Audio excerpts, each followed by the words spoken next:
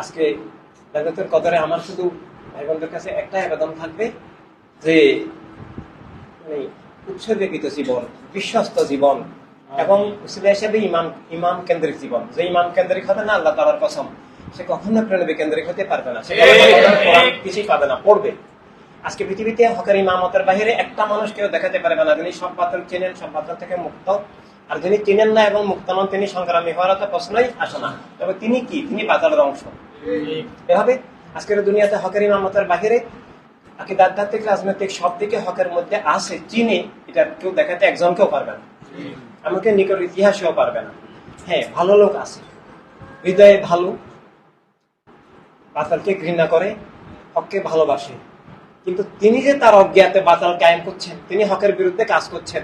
আমরা দেখেছি বহু মানুষকে, বহু বীর আলমকে ওয়াবির বিরুদ্ধে সংগ্রাম করছেন, আবার বস্তুবাদ করার জন্য উনি হ্যান্ডবিল ছাপিয়ে দিচ্ছেন। তো এভাবে এজিদকে মুসলিম বলছেন, মুয়াবিয়ার উপর আল্লাহ রাজি বলছেন, তো মুয়াবিয়াকে সাহাবী বলছেন। আল্লাহর হাবিবের সাহাবী বলা কাউকে কত ভয়ঙ্কর ব্যাপার। আল্লাহর হাবিবের সাহাবী না, গোলাম বেলা বলাও অনেক বড় ব্যাপার, অনেক বড় ব্যাপার। আমরাও বুক কাঁপে, আমরা মাঝে মধ্যে এসব বলি, আল্লাহর হাবিবের গোলাম, সৈনিক, আশেক, দেওয়ানা, এগুলো আমরা বলি, কিন্তু বাস্তবতা অনেক বড় ব্যাপার, অনেক বিশাল ব্যাপার, অনেক ভয়ঙ্কর ব্যাপার। সত্যিকার ভাবে আল্লাহর হাবিবের গোলাম হওয়া, সৈনিক হওয়া, আশেক হয়তো মানে প্রায় অসম্ভব ব্যাপার। সাহাবায়ে কেরাম দাদা সবাই হতে পারেন নাই, এবং তারা সেটা হওয়ার জন্যই উৎসর্গীকৃত, লালায়িত ছিলেন।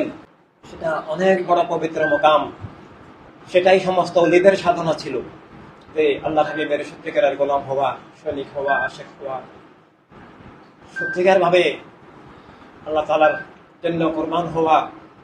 এটা সকল ওলিদের, ইমামদের সাধনা।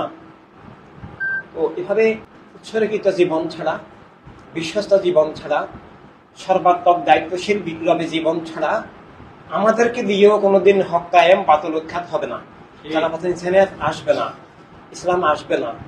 আর আমরা যদি উৎসর্গীকৃত হই, আমরা যদি সংখ্যায় কম না থাকি, আজকের এই মজলিসে যারা আছি এবং যারা সুন্নি আল ইনসানিয়াতের সাথে বর্তমানে যারা যুক্ত আছেন, পৃথিবীতে সংখ্যা হিসাবে এটাও যথেষ্ট। সাহাবায়ে কেরাম তো আমাদের চেয়ে কম ছিলেন। বদরে সেদিন আমরা বদরের দিবস পালন করলাম। বদরের দিবসে সেদিন সমগ্র কুফরের মোকাবেলায় যারা ছিলেন তাদের থেকে তো আমরা এখন শতগুণ বেশি সংখ্যা, এবং আমাদের এই মজলিসে সেদিন যারা ছিলেন বদরের সংখ্যা তার চেয়ে তো সামান্য বেশি, বেশ কম নয়। তো আমরা বর্তমানে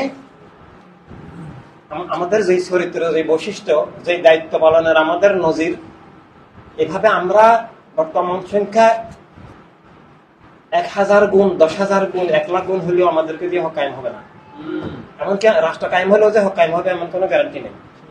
রাষ্ট্র আসতে পারে, কিন্তু সেটা ব্যক্তিগুলো প্রণবীর কিনা, এটা হলো মূল বিষয়।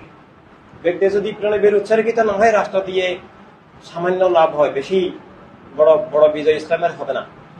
মানবতা রাষ্ট্র আমরা, সেটা হচ্ছে যে সূচনা। মানবতা রাষ্ট্র হইলেই সবাই ইমানদার হয়ে যাবে না।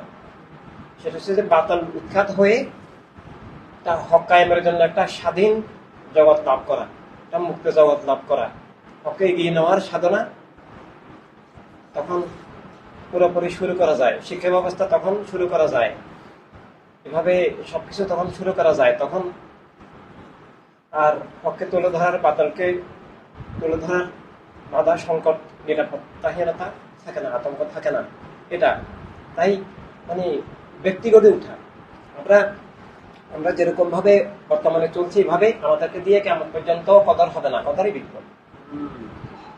আর আমরা যদি উৎসর্গিত হই, আমরা বর্তমানে যা আছি, সারা বিশ্বের সমগ্র মানবমণ্ডলীকে লিড দেওয়ার জন্য, দিশা দেওয়ার জন্য, ইসলাম মুসলিম মিল্লাত সমগ্র মানবমণ্ডলীকে দিশা দেওয়ার জন্য, লিড দেওয়ার জন্য, সব বাতিল মুক্তার জন্য আমরা বর্তমানে যা আছি সংখ্যা হিসাবে এটা যথেষ্ট।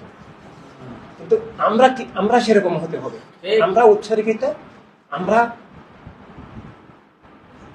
নবীর প্রেমে সত্যিকারের দেওয়ানা, উৎসর্গিত, যে আমাদের দুনিয়াতে আর কোনো চাওয়া পাওয়া, কামনা বাসনা নাই।